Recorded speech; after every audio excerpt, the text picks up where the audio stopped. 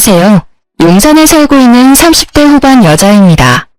제가 30년 넘게 살면서 나름 많은 경험을 했다고 자부했는데 최근 역대급으로 힘든 일을 겪었어요.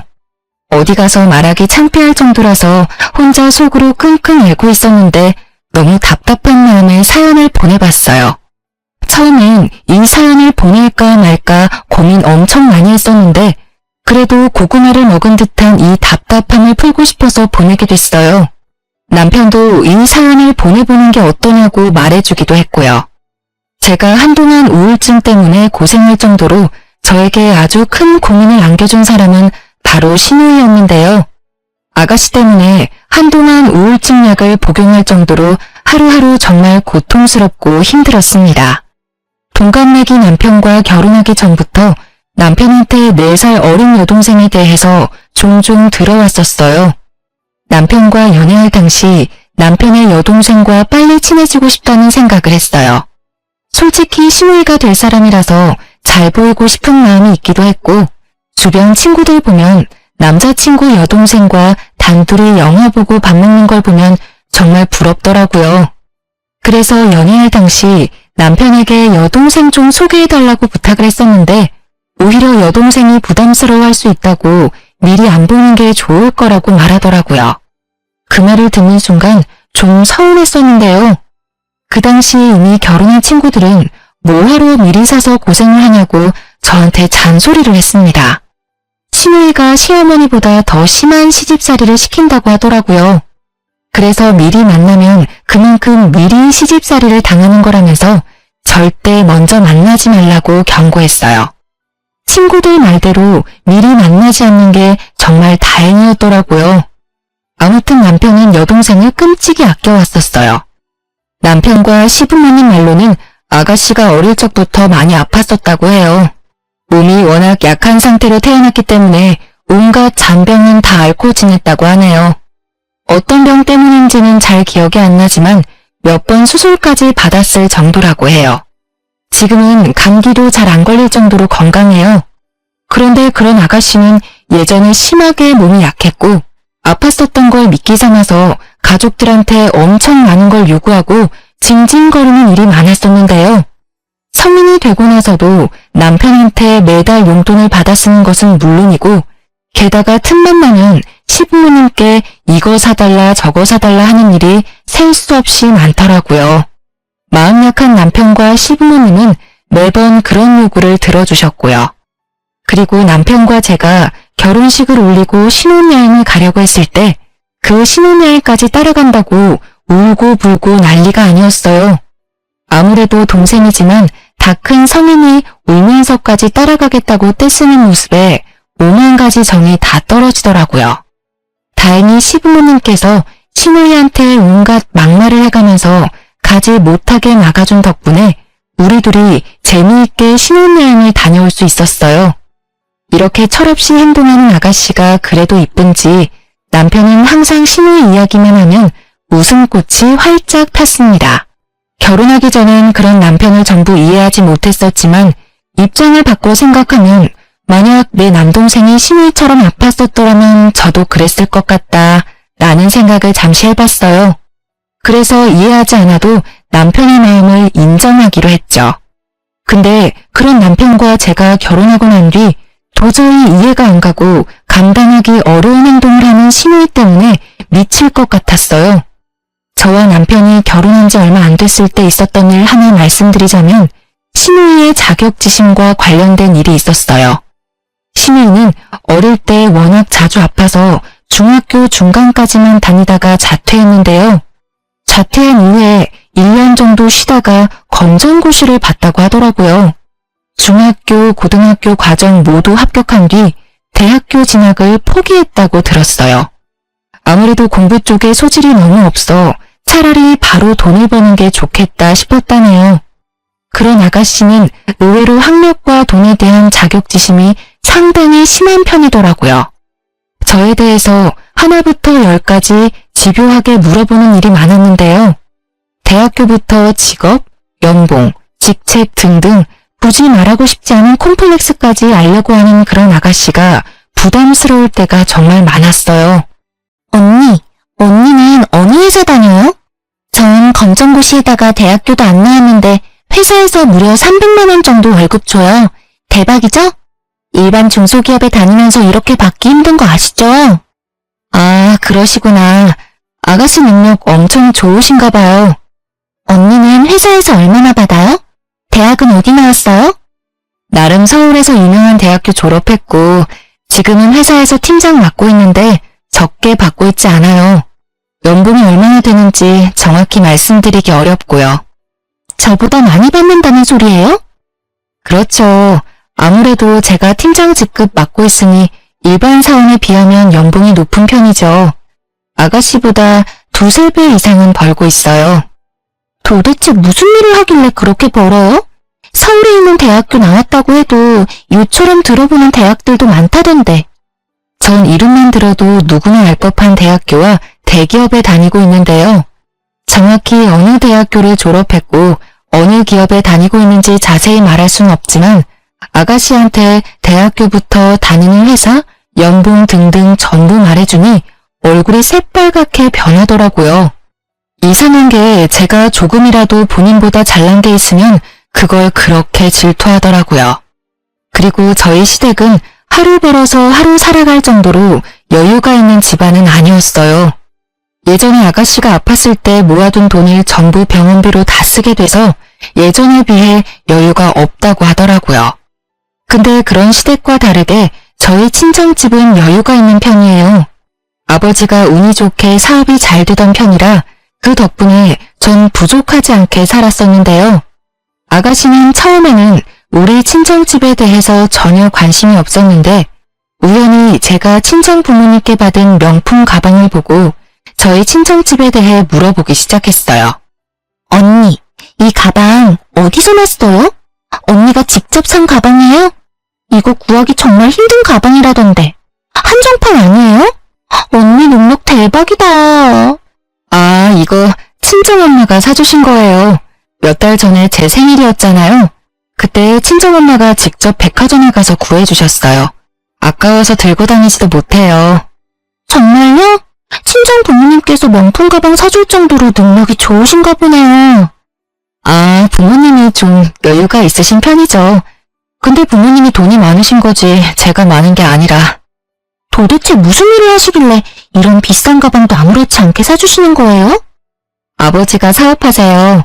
저도 자세한 건 모르는데 그 사업이 잘 운영되고 있어서 이런 가방도 선물 받고 하는 거예요. 혹시 검은 돈 만지시는 분 아니죠? 겉보기에 멀쩡한 회사인 것 같아도 뒤가 구린 그런 사업장 많다고 하던데. 갑자기 비아냥거리는 말투로 저희 친정아버지 일에 대해 함부로 말하더라고요. 다른 건 몰라도 부모님에 대해 함부로 말하는 건 너무하잖아요. 저도 모르게 화를 내버렸습니다. 검은 돈이라뇨. 말씀이 너무 지나치신 거 아니에요? 장난칠 게 따로 있지. 왜 저희 친정아버지 일에 대해 그렇게 함부로 말할 수가 있어요? 우리 아버지 엄청 힘들게 시작해서 회사 크게 만드신 분이에요. 당장 사과해줘요. 언니, 그렇게까지 화낼 필요까진 없잖아요. 그냥 장난으로 말한 건데 그렇게 예민하게 반응하면 제가 정말 나쁜 사람 같잖아요. 그냥 그런 사람들이 있다는 말이지. 언니 아버님이 그런 사람이라고 말한 건 아니었어요. 그리고 솔직히 말해서 언니가 뭐라고 이런 가방 선물 받고 들고 다니나 싶었어요. 부모 하나 잘 만나서 엄청 호사 누리고 사네. 이런 생각한 건 맞아요. 말이면 다예요. 제가 부모님 덕분에 남들보다 조금 더 편하게 산 건 맞지만 좋은 대학교 나오고 좋은 직업까지 얻게 된 건 다 제 노력이에요. 고작 이 가방 하나로 저를 너무 편하게만 살아온 사람 취급하지 마세요. 언니 능력에 비해서 정말 편하게 살고 있는 건 잊지 마세요. 솔직히 저도 어릴 때 아프지만 않았어도 언니보다 더 멋지게 살 수 있었을 텐데. 만약 내가 언니랑 똑같은 조건에서 시작하고 살았더라면 제가 더 괜찮았겠죠. 그거 다 핑계예요. 아가씨처럼 어릴 때 아팠던 사람들도 지금 멋지게 살고 있는 사람들 많아요. 그리고 아가씨도 대학 충분히 갈 수 있었고 노력만 했었더라도 남들처럼 떵떵거리면서 살 수 있었을 거예요. 근데 본인도 공부 쪽에 영 소질이 없으니까 대학 안 가고 바로 일 시작한 거 아니에요? 그러면서 대학 나온 사람들 항상 무시하고 본인보다 돈 조금이라도 버는 사람들 안 있고하고 가끔 보면 아가씨 자격지심 너무 심해요. 오히려 인생 편하게 사려는 건 아가씨 아니에요. 와, 언니 말하는 거 진짜 밥맛이네요. 언니가 절 그렇게 생각하고 있는 줄은 몰랐네요. 저야말로 아가씨가 절 그렇게 생각하고 있는 줄은 몰랐어요. 지금 아가씨랑 대화할 가치가 없다고 봐요. 본인이 대학 안 가고 여유로운 집안에 태어나지 않은 거에 대해서 합리화하면서 남들 깎아내리는 게 정말 취미인 사람이라 느낄 정도로 질투가 심하고 남을 본인보다 낮추는 게 심했어요.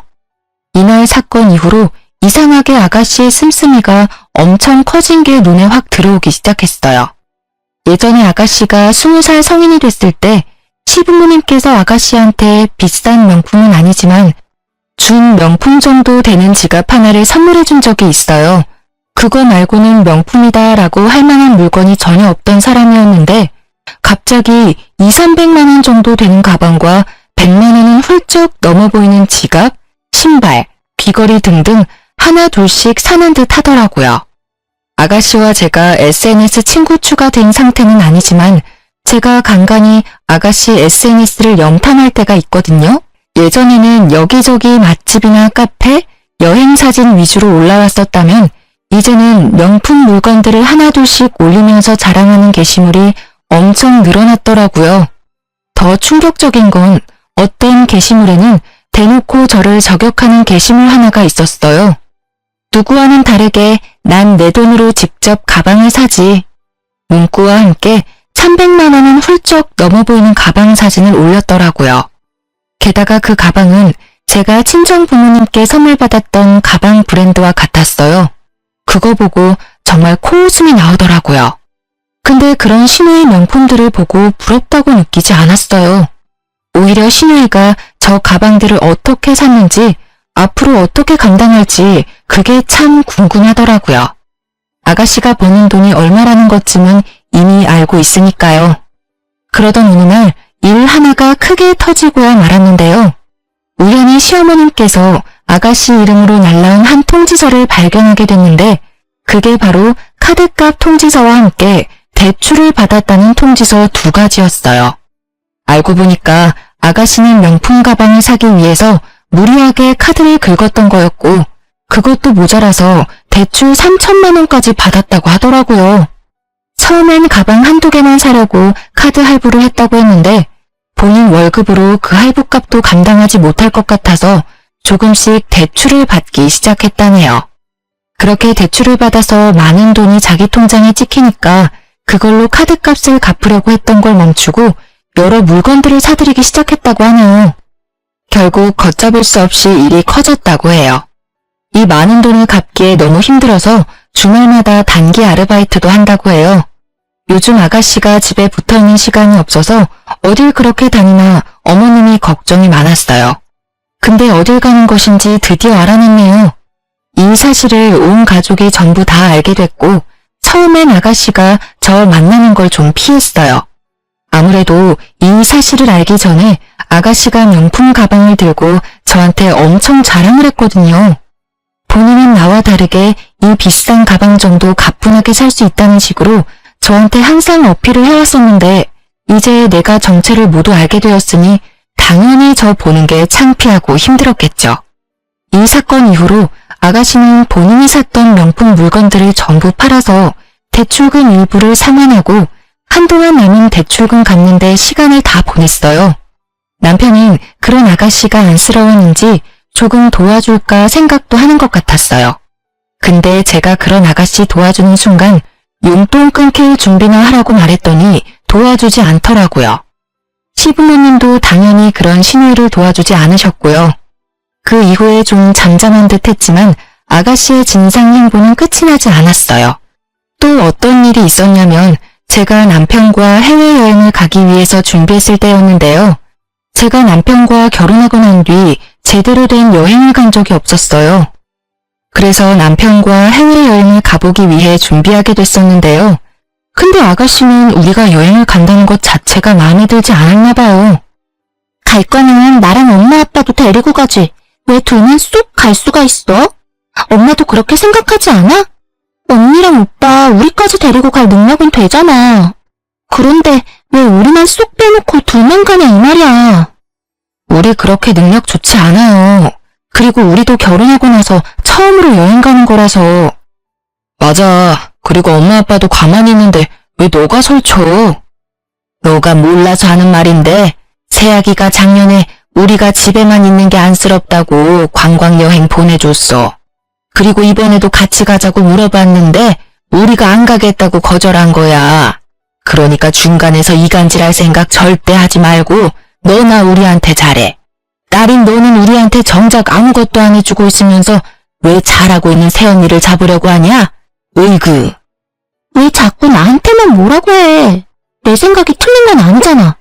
나도 해외여행 가보고 싶었는데. 해외여행 가고 싶으면 가고 싶다고 말해. 괜히 잘하고 있는 사람 트집 잡지 말고.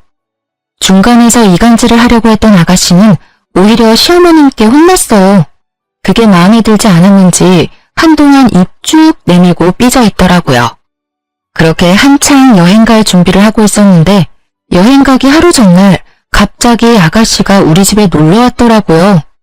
저와 남편은 갑자기 집에 놀러온 아가씨 때문에 엄청 당황했었는데요. 아가씨, 갑자기 말도 없이 무슨 일로? 저희 내일 여행 가야 해서 이것저것 준비하느라 바쁜데. 많이 바빠요? 심심해서 왔어요. 저 집에 있었는데 너무 할 게 없어서요. 그래서 언니 생각나길래. 내일 여행 가는 날이죠? 그 전까지만 언니랑 오빠랑 같이 놀다가 같이 나가도 돼요? 네, 내일 아침 일찍 나가야 하는데 일찍 일어날 수 있겠어요? 이렇게 갑자기 놀러 올 줄이야. 그럼 진작 연락하고 오지 그랬어요. 가족끼리 무슨 연락까지 해요. 보고 싶거나 심심하면 아무 때나 만나는 거지. 맥주 사왔는데 한 잔씩 해요. 내일 일찍 일어나야 해서 맥주는 안 되는데요. 에이, 맥주 한두 잔 정도 마시는 건 괜찮아요.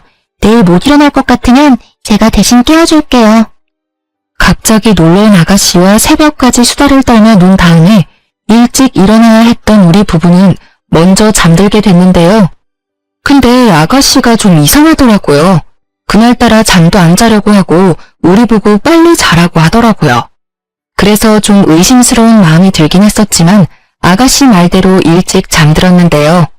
쪽잠을 자고 아침 일찍 일어나 여행 갈 준비를 하는데 저희 부부 여권이 사라졌더라고요. 분명 거실 탁자 위에 여권을 올려둔 걸로 기억하는데 갑자기 그 여권이 사라졌더라고요. 아가씨한테 혹시 여권 가져갔냐고 물어봤는데 끝까지 모른다고 하더라고요. 결국 그날 저희 부부는 여행을 가지 못했는데요. 전 진짜 너무 속상하더라고요. 열심히 준비했던 해외여행인데 하루 전날 여권을 잃어버려 가지 못한다는 게 화가 났고 게다가 여행 비용을 전부 돌려받지 못하는 상황이니 생돈을 잃은 거나 마찬가지였어요. 그것 때문에 남편과 저는 한동안 기분이 좋지 못했었는데요.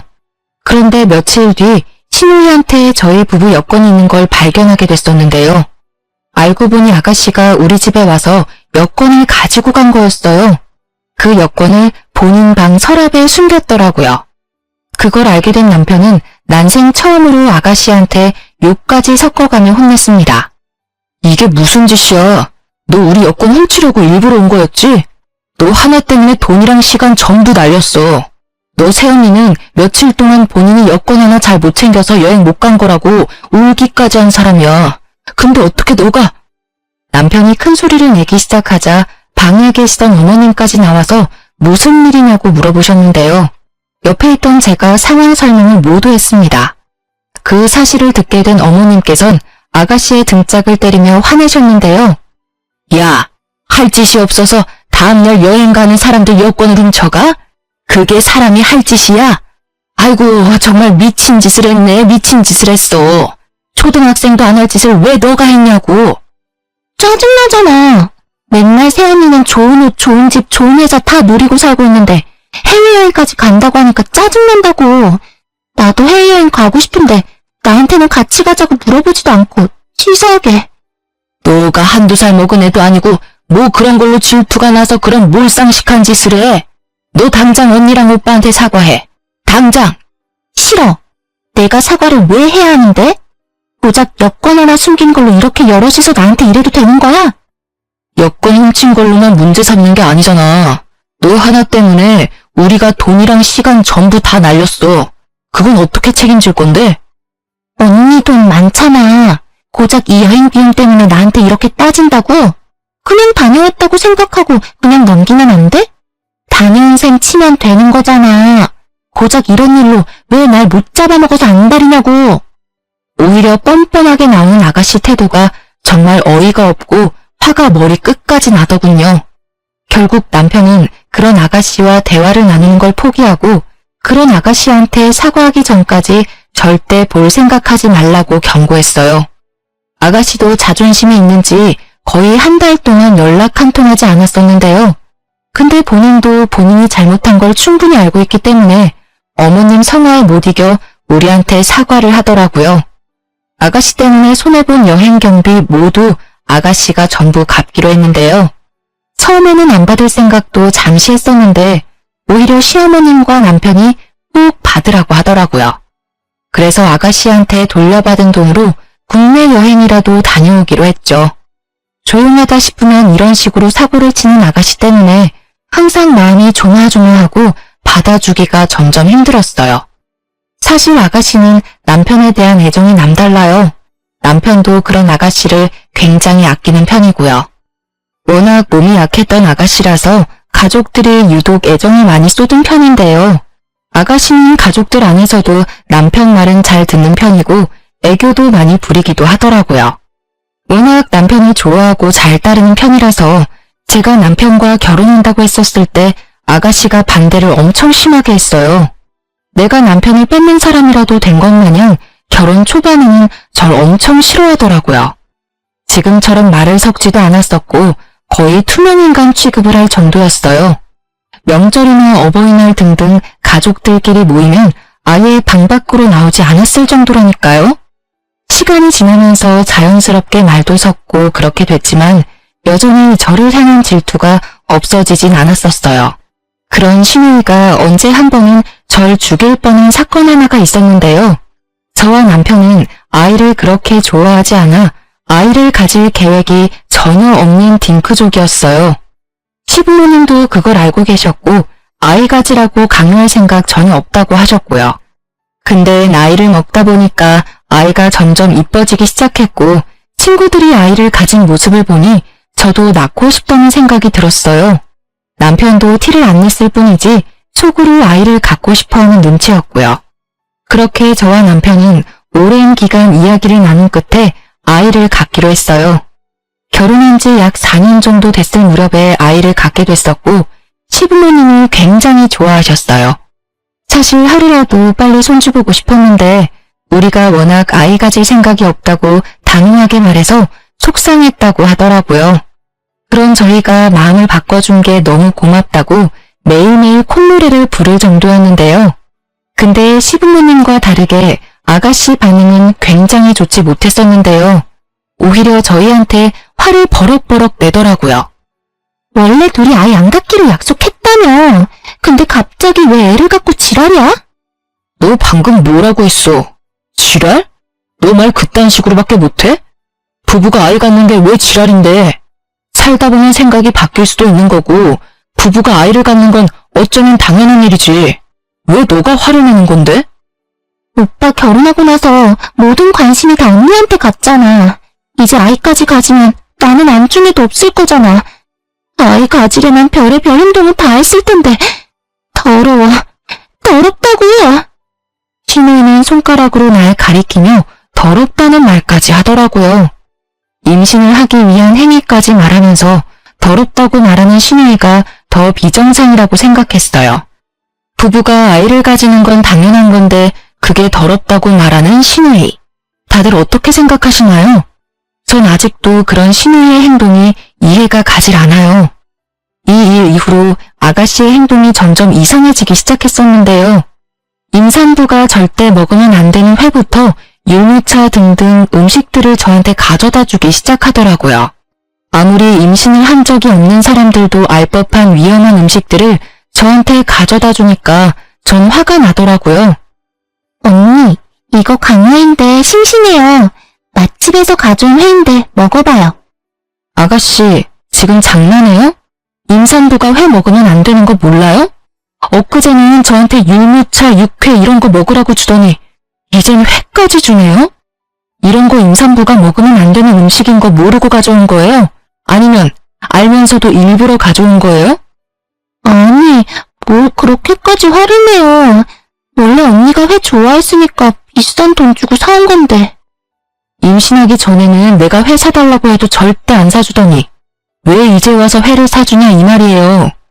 우리가 아이 갖는 거 그렇게 싫어하더니만 이제 이 아이 못 태어나게 하려는 거예요? 언니, 말 정말 섭하게 하네요. 내가 임신을 해봤어야 먹으면 안 되는 음식 이런 걸 알죠. 언니 생각해서 비싼 돈 주고 사왔더니만. 분명 알고 있는 사람이었어요. 근데 끝까지 몰랐었다며 오리발을 내밀더군요. 이 사실을 남편한테 알리고 싶었지만 괜히 남매 사이 이간질하는 것만 같아서 일단 말하지 않고 있었는데요.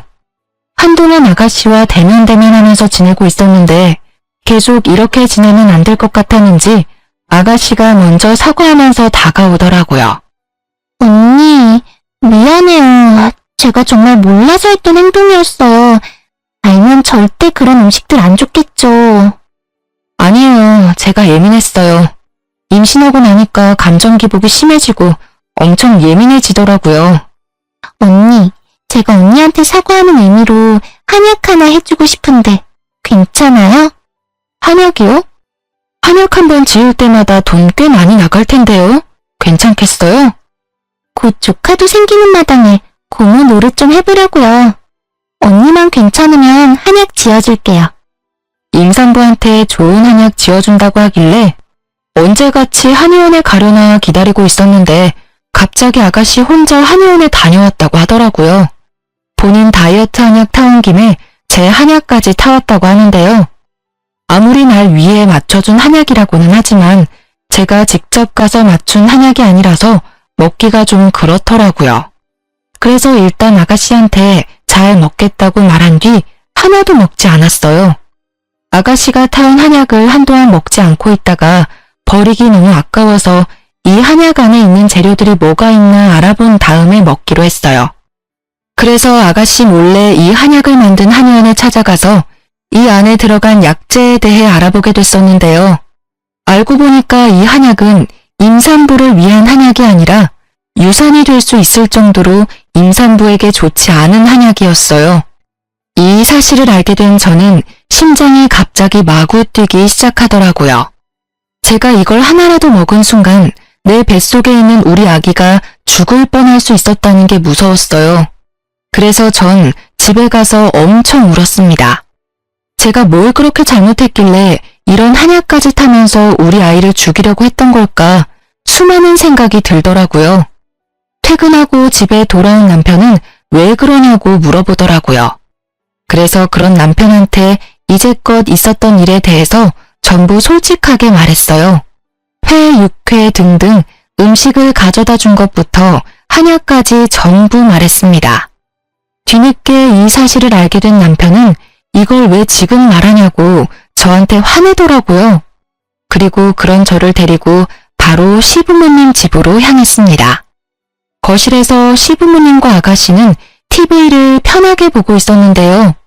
남편은 그런 아가씨를 보자마자 바로 뺨을 때렸어요. 뺨을 맞은 아가씨는 얼굴이 빨갛게 올라왔고 펑펑 울더라고요.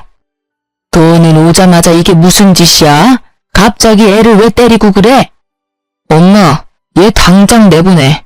이년이 내 아이 죽일 뻔한 살인범이야. 이런 살인범을 이제껏 내 동생이라고 데리고 살았던 게 내가 미친놈이지. 살면서 남편이 이렇게 화낸 모습은 처음 봤어요. 어머님과 아버님도 그런 남편의 모습이 몹시 당황한 눈치였어요. 아가씨는 엉엉 울기만 할 뿐 그 어떤 말도 하지 않더라고요. 무슨 일인데 그래, 어? 엄마 아빠, 얘가 은영이한테 한약 준 거 알고 있지? 그 한약이 아이한테 좋은 한약이 아니라 아이 죽일 수 있는 그런 한약이래. 그거 한 번이라도 먹었으면 아이가 죽거나 산다고 해도 멀쩡하게 태어날 수가 없다고 그랬다네. 그런 사실을 숨기고 이 사람한테 한약을 준 거라고. 은영이가 좀 의심스럽다고 안 먹어서 다행이지. 하나라도 먹었으면 어쩔 뻔했어? 김우영, 그게 사실이야? 어? 너 입으로 당장 말해봐. 네 오빠가 한 말이 사실이냐고. 맞아. 일부러 그랬어. 언니가 너무 싫었거든. 이제껏 오빠는 나만 좋아하고 나만 보살폈는데 그런 오빠가 갑자기 이 여자랑 결혼하고 게다가 아이까지 가졌으니까 그게 너무 속상했어. 이 여자가 내 오빠 뺏어간 것도 열받는데 이제 애까지 생겼으니 날 거들떠보지도 않을 거잖아. 오빠는 내 거라고. 아무리 그래도 그렇지. 애를 죽일 생각을 해? 이거 엄연히 살인미수야. 너 절대 가만히 안 둬. 알겠어? 나 오빠 동생이야. 나만 좋아하고 이뻐해야지. 제발 가지 마. 나만 좋아해달라고. 나 오빠 정말 좋아해. 정말 좋아한다고. 그럼 내가 죽는다고 해도 끝까지 이 여자 편만 들 거야? 아가씨는 거의 미친 사람처럼 남편한테 매달려서 자기만 사랑해달라고 애원을 하더라고요. 남편은 그런 아가씨를 밀치면서 화를 내고 온갖 욕을 다 했습니다. 남편한테 매달리는 아가씨의 모습을 보니 정말 말이 나오지 않더라고요. 애정 결핍이 심한 사람이라고는 보이지 않고 오히려 이게 잘못된 사랑이 아닌가 싶더라고요. 이게 남매 사이라고 도저히 보이지 않았어요. 속으로 아가씨가 남편을 오빠가 아닌 남자로 보고 있던 게 아닐까? 라는 생각을 잠시 해보기도 했었는데요. 이 사건 이후로 저희 부부는 한동안 시댁에 가지 않았었는데요. 시부모님만 밖에서 따로 만났었어요. 시부모님 집으로 가면 아가씨가 있기 때문에 일부러 피하기 위해 가지 않았었는데요. 이 사건 이후로 시부모님도 그런 아가씨와 대화를 절대 나누지 않는다고 합니다. 그리고 얼마 뒤 시부모님은 큰 고민 끝에 그런 아가씨를 파양하겠다고 하더라고요. 그게 무슨 말이냐고 물었는데 알고 보니까 아가씨는 입양됐다고 해요. 아주 어릴 적에 입양을 했었고 아주 애지중지 키웠다고 합니다. 남편은 그런 아가씨가 입양된 동생이라는 사실을 알고 있었고 그래서 더 잘해줬다고 해요. 반대로 아가씨는 본인이 입양된 사실을 모르고 있었다가 20살이 되었을 때 본인이 입양된 사실을 알게 됐다고 하네요. 본인이 입양된 사람이라는 것을 알게 된 이후부터 남편에 대한 집착이 더더욱 심해진 거라고 해요. 시부모님은 오랜 고심 끝에 파양을 결정하게 됐고 우리 부부한테 먼저 이 소식을 알려줬어요. 그 다음날 저희 부부를 집으로 불렀었고 그 자리에 아가씨도 있었습니다. 오랜만에 만난 거였는데 살이 많이 빠진 상태였어요. 우영아, 이제 우리가 이번 일에 대해 제대로 대화를 나눠야 할 때가 온 것 같다. 너가 은영이한테 그런 짓을 했었다는 걸 알게 된 이후 너랑 대화하는 게 너무 싫어서 무조건 널 피했었던 것 같아. 이 엄마 아빠가 그동안 고민할 게 좀 있어서 널 대면했었어. 무섭게 왜 그래? 한동안 나랑 말도 안 섞더니 이제 와서 무슨 결정? 고민했던 게 뭔데? 널 파양하기로 결정했어. 내가 직접 널 낳은 건 아니었지만 마음으로 낳은 딸이라 생각하면서 키웠다. 근데 지금껏 너가 은영이한테 한 행동을 보면 정말 용서가 안 돼. 이제껏 진심으로 널 딸이라 생각한 이 엄마는 이 결정을 한 게 정말 힘들었다. 근데 너가 한 행동 도저히 이해가 안 가.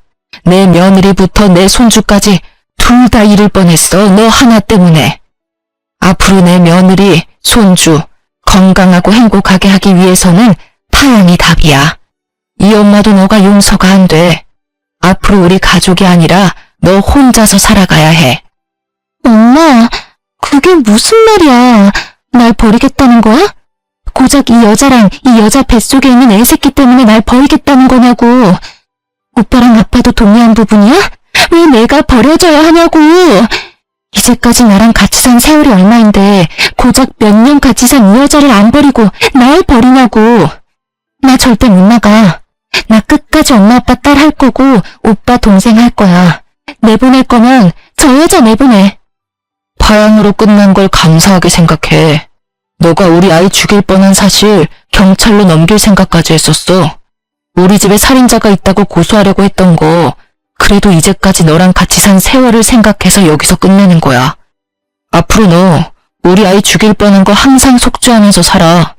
이제까지 내가 널 여동생이라고 생각하면서 산 게 수치야, 수치. 앞으로 너 보고 싶지 않아. 그러니까 조용히 꺼져. 이게 다 너 때문에 그래. 너가 책임져. 너 하나만 없었으면 우리 가족 행복하게 살 수 있었어. 너가 책임지라고 나쁜 년아. 지금 당장 내 눈앞에 안 사라지면 내가 너 또 죽일 거야. 아가씨는 귀신이라도 들린 사람처럼 저한테 달려들더니 머리채를 잡더라고요. 남편과 시부모님은 놀란 나머지 그런 아가씨를 바닥으로 내동댕이 쳤습니다. 바닥에 넘어진 아가씨는 서럽게 울더니 결국 기절을 하고 말았어요. 이날 이후 파양이 성립되었고 그렇게 신우이는 우리 가족 구성원에서 나가게 됐는데요. 시부모님은 그런 아가씨한테 땡전 한 푼도 주지 않고 내쫓았어요. 파양된 이후로 시부모님과 저한테 자주 연락하고 몇 번 찾아오기도 했어요. 집에 찾아오거나 전화가 오면 절대 받지 않았어요. 언제 한 번은 아가씨가 나올 때까지 저희 집 앞에 있는다고 하길래 딱 한 번 만나줬었는데요. 지금 이게 무슨 짓이에요? 제가 분명 아가씨 만나기 싫다고 했을 텐데. 언니, 제발 저 한 번만 용서해줘요. 저 요즘 너무 무서워요. 맨날 악몽 꾸고 자주 아프고 그래요. 언니가 오빠랑 엄마 아빠한테 잘 말해서 저 다시 가족으로 받아주면 안 되냐고 말해주면 안 돼요? 제가 왜요? 이건 다 아가씨가 만든 일이에요. 애초에 아가씨가 제 아이 죽이려고 하지 않았으면 이렇게 파양되는 일도 없었어요. 그러니까 혼자 다 감당하세요. 앞으로 이렇게 찾아오면 정말 경찰에 신고할 거예요? 언니, 정말 한 번만 도와줘요. 저 정말 무서워서 그래요. 정말 나쁜 의도는 없었어요. 그냥 오빠가 너무 좋았던 상태라 질투에 눈이 멀어서. 아무리 오빠가 좋다고 해도 사람을 죽이려고 하지는 않아요. 저 우리 아이 죽이려고 했던 당신 항상 저주하면서 살게요. 앞으로 이렇게 찾아오는 일 절대 없었으면 좋겠어요. 언니, 저 하루하루 속죄하면서 살고 있어요. 저 반성 엄청 많이 했어요. 저 가족들이 이렇게 소중한 존재인 줄 이제야 깨달았어요. 저 정말 죽고 싶을 때가 많아요. 언니가 저 용서해주면 우리 가족 모두 저 용서해 줄 거예요. 그러니까 언니, 저 용서 좀 해주세요. 염치 없고 뻔뻔한 건 아가씨가 최고네요. 이렇게 매달려도 저 마음 절대 안 바뀝니다. 아직도 아가씨만 생각하면 심장이 엄청 뛰고 화가 나서 미칠 것 같아요. 앞으로 이런 식으로 찾아오거나 연락 계속할 거면 경찰서에서 만나자는 뜻으로 알고 있을게요. 그만 돌아가세요. 이날 이후로 전 아가씨와 만난 적이 없어요. 그렇게 돈 한 푼 없이 쫓겨난 아가씨는 이제까지 모아둔 돈도 따로 없었기 때문에 결국 고시원에 가서 생활한다고 해요. 밥 먹을 돈도 없어서 자주 굶는 모양이에요. 그리고 최근에 들은 소식 하나가 있는데요. 아가씨가 회사에서 심하게 따돌림을 당한다고 하더라고요. 어머님 아는 친구분의 딸도 아가씨와 같은 회사에서 근무한 적이 있어서 그 사람을 통해서 들은 얘기라고 하는데요. 아가씨가 어릴 적부터 오냐오냐 큰 편이기 때문에 이기적인 성향을 가지고 있거든요. 한마디로 싸가지 없는 성격을 가졌는데요. 질투가 심하고 모든 관심이 본인에게 왔으면 하는 게 심한 편이라서 그런 모난 성격 때문에 결국 왕따를 당했다고 해요. 왕따를 당한 지 꽤 된 모양이더라고요. 예전에 가족들과 같이 살았었을 때도 회사 사람들이 은근히 따돌렸다고는 들었는데 저희와 헤어진 이후부터 제대로 왕따를 당했다고 들었어요. 회사 사람들이 본인 일까지 아가씨한테 시키고 정작 일을 다 하면 본인들이 다 한 것처럼 말한다고 해요. 매일 9시부터 10시까지 혼자 회사에 나면서 야근하는 게 일상이었다네요. 아가씨가 다닌 회사는 원래 야근이 없을 정도로 일이 바쁘지 않다고 하더라고요. 그래서 야근 수당도 받지 못했다네요. 게다가 회식 장소를 잘못 알려준다거나 회사에서 보너스가 나오면 그것까지 탐내는 회사 사람들까지 있었다고 들었어요. 그리고 화장실에서 볼일을 보고 있는데 양동이에 물을 담아서 아가씨가 있는 화장실 칸에 뿌리기까지 한 적이 있다고 하더라고요. 어린애들이나 할 법한 행동들을 어른들이 그대로 하고 있더라고요. 아가씨가 이직 준비를 하고 있던 무렵에 회사에서 그만두라는 통보를 했다고 해요. 아무래도 이러한 일 때문에 회사 일에도 지장이 가게 됐었고 회사에서 먼저 퇴사하라고 말했다고 하네요. 그렇게 몇 년 다닌 회사를 그만두게 됐었고 게다가 퇴직금도 받지 못했다고 들었어요. 회사에서 못된 마음 먹고 안 주는 모양이던데요. 퇴직금도 받지 못한 상태라서 아가씨는 결국 월세 낼 돈도 없어서 고시원에서도 나갔다고 합니다. 동네 친구나 학교 친구도 없어서 잠시 머물 곳도 없었다네요. 그렇게 지낼 곳이 없던 아가씨는 결국 기숙사 제공되는 식당에서 일을 하고 있다고 하네요. 평소에 꾸준히 일을 해본 적이 없던 아가씨가 식당에서 청소부터 설거지까지 다 한다고 하니 속으로 얼마나 고소하고 행복하던지. 우연히 아가씨가 일하고 있는 식당을 슬쩍 지나간 적이 있었는데 그 식당에서도 여러 이모들한테 구박을 받고 있더라고요. 아무래도 집안일을 해본 적이 없으니 식당 일도 잘 못하는 눈치였어요. 그래도 일은 열심히 하는 것 같아요. 이 일이라도 그만두면 어디 갈 곳이 없으니까요. 항상 시부모님께 사랑만 받다가 이젠 구박을 받으며 살아가는 아가씨를 보면서 사람은 착하게 살아야 한다는 걸 알게 됐어요. 가끔 남편과 시부모님께 아가씨에 대해 물어보기도 해요. 있던 딸이 갑자기 없어진 거니까 속상하지 않냐고 물어보면 다들 절대 속상하지 않다고 말해주세요. 이렇게 연을 끊지 않았다면 앞으로 더 큰 일이 발생했을 거라고 하더군요. 사실 남편과 시부모님의 속은 많이 아플 거라고 생각합니다. 아무리 아가씨가 입양된 딸이었다고 해도 진심으로 가족으로 생각했기 때문인데요. 사랑만 주면 될 것 같았는데 오히려 그 사랑이 잘못된 길로 가도록 만들 줄은 몰랐던 거였죠. 그래서 전 그 아픔이 금방 사라질 수 있게 며느리로서 최선을 다해 시부모님께 딸처럼 행동할 생각입니다. 전 이번 일로 많은 교훈을 얻게 됐어요. 질투가 사람의 눈을 이렇게 멀게 만들 수 있다는 걸요. 지금도 여전히 아가씨 생각만 하면 이가 갈리고 화가 미친 듯이 나는데요. 남편과 시부모님만 생각하면 내가 참는 게 좋을 것 같다는 생각을 아예 안 해본 건 아니었어요. 하지만 내 아이를 위해서라면 참으면 안 됐던 일이었어요. 아가씨 때문에 하나밖에 없는 우리 아이가 죽을 뻔했잖아요. 이렇게 이쁘고 사랑스러운 우리 아이를 못 봤을 수 있었다는 생각에 심장이 쿵 하고 내려앉는 기분이 들고 아가씨가 용서가 안 돼요. 아가씨가 파양된 이후로 얼마 지나지 않아 아이를 낳게 됐었는데요. 건강하게 태어난 우리 아들을 보면 화난 마음도 싹 사라지더라고요. 시부모님과 남편은 우리 아들을 너무 이뻐하는데요. 특히 우리 시어머님은 우리 아들만 보면 세상 좋아 죽으려고 해요. 이렇게 이쁜 우리 손자 못 태어났으면 어쩔 뻔했냐면서 하루에도 수십 번 영상통화까지 하고 있답니다. 남편은 최근에 회사에서 승진했어요. 저도 곧 회사로 복귀할 예정이고요. 아이 한 명이 태어나서 그런지 생각보다 나갈 돈이 많더라고요. 때마침 남편이 승진하고 연봉이 오른 덕분에 아이 키우는데 크게 문제될 게 없어요. 그리고 저도 회사 복귀한다면 우리 아들 먹고 싶은 거 더 많이 먹일 수 있을 것 같아요. 제가 회사 복귀하면 시어머님께서 우리 아들 돌봐주신다고 하더라고요. 원래 친정어머님이 봐주신다고 했는데 이건 시어머님이 양보 못한다고 본인이 꼭 키울 거라고 단호하게 말씀하셨어요. 우리 아들 이렇게 사랑받으면서 지내고 있습니다.